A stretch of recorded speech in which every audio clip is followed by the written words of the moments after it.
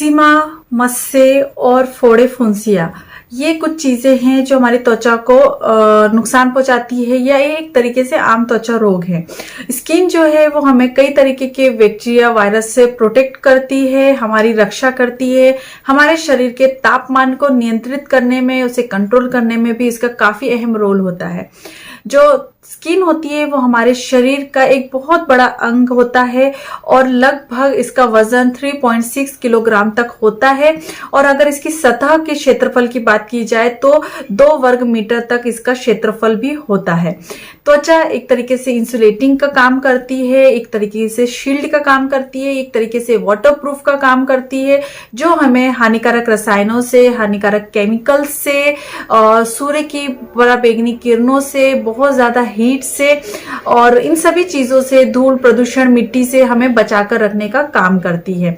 और ऐसी बहुत सारी स्थितियां हैं जैसे कि जलन होना, स्किन में कुछ तरीके की बर्निंग सेंसेशन होना, सूजन का होना, रेडनेस होना, खुजली का होना, ये कुछ ऐसे लक्षण हैं जो हमारी स्किन में हमेशा हमको देखने को मिलते हैं, छोटी वजह हो चाहे कारण बहुत बड़े क्यों ना हो।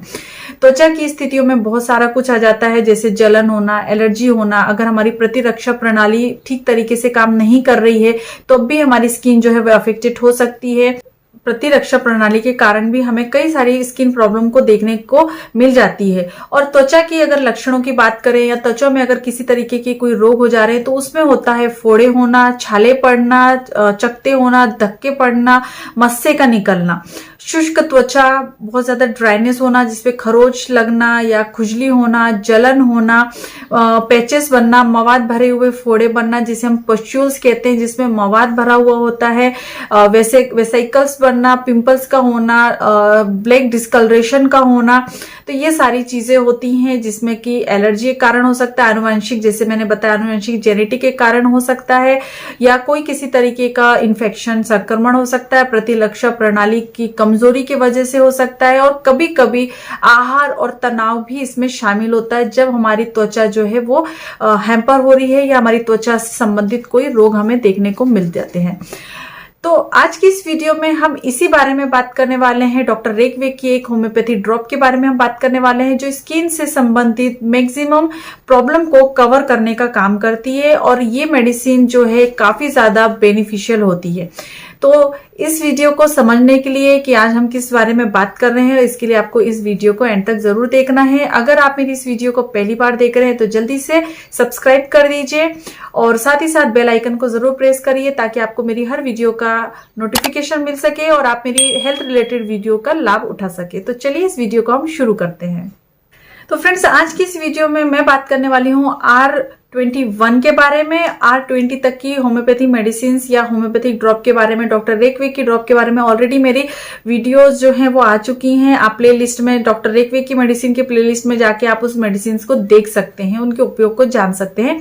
तो आज की इस वीडियो में हम R21 के बारे में बात करने वाले हैं और ये एक तरीके से ब्लड प्यूरिफायर का काम करती है, आपकी स्किन पे बहुत अच्छा वर्क करती है और ये मोस्ट कॉमन जो भी स्किन की डिजीजेस होती हैं, ऑल टाइप्स ऑफ स्किन की डिजीजेस जो होती है उसको कवर करने में काफी ज्यादा बेनिफिशियल होती है।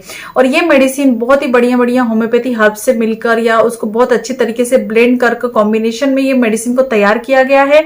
और इसके जो इंग्रेडिएंट्स है इसमें मेडोराइनम, सोराइनम जैसी मेडिसिन मिली हुई है, थूजा मिला हुआ है जो कि काफी अच्छा होता है स्किन के लिए।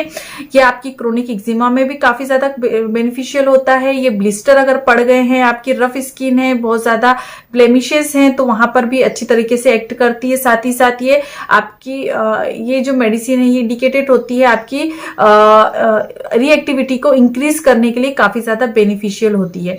अगर इसके कंटेंट की हम बात करें तो इसमें कई तरीके की अच्छी होम्योपैथी मेडिसिन से मिलकर इस मेडिसिन को बनाया गया है।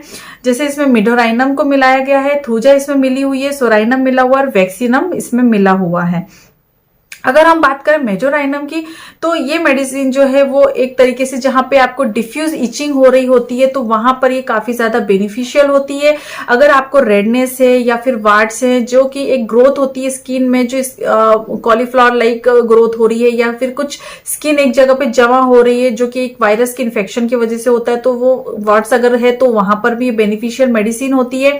साथ ही साथ अगर आपको सप्रेस्ड गोनोरिया की वजह से स्किन की कोई प्रॉब्लम क्रिएट हो गई रही है तो फिर ये आप इस मेडिसिन का उपयोग डेफिनेटली कर सकते हैं। और जो गोनेरिया होता है वो एक तरीके से वेनेरियल डिजीज होती है जो कि आपकी स्किन के अफेक्शंस में बहुत ज्यादा उसका एक रोल हो सकता है, एक अहम भूमिका हो सकती है।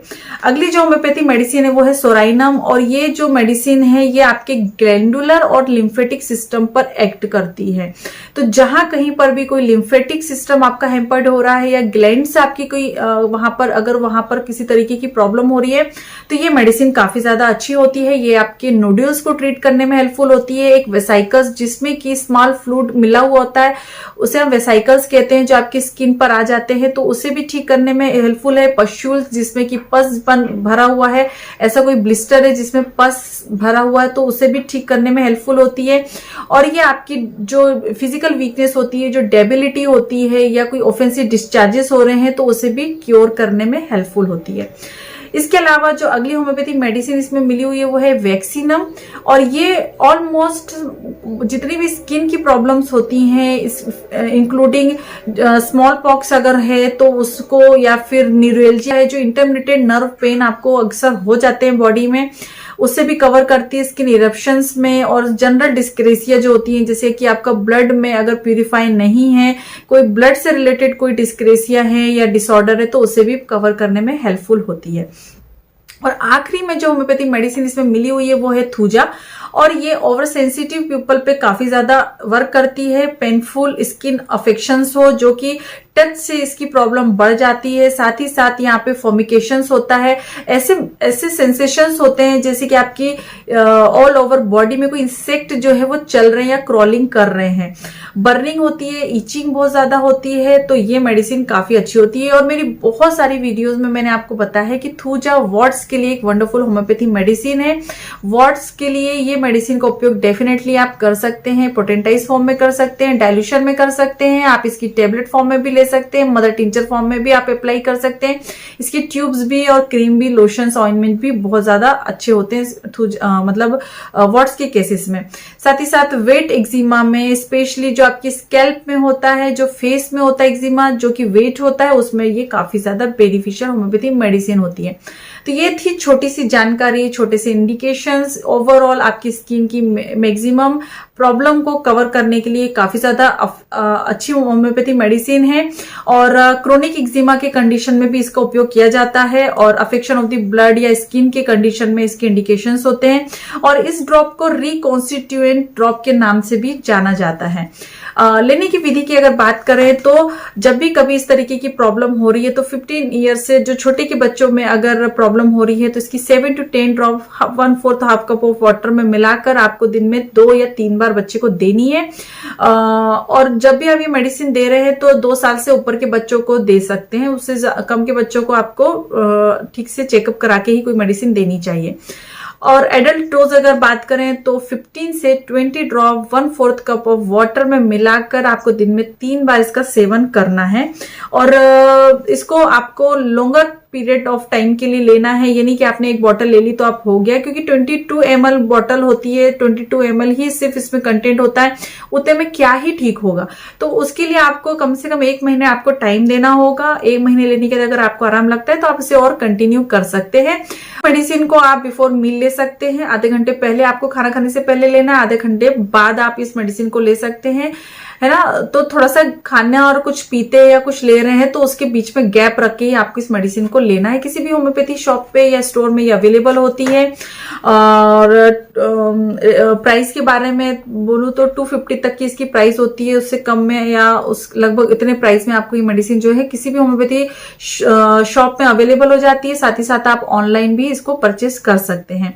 तो ये थी आज की वीडियो R21 के बारे में, रेक्वेक की होम्योपैथी नंबर 21 के बारे में, रिकॉन्स्टिट्यूएंट ड्रॉप के बारे में और उसकी इंडिकेशंस के बारे में।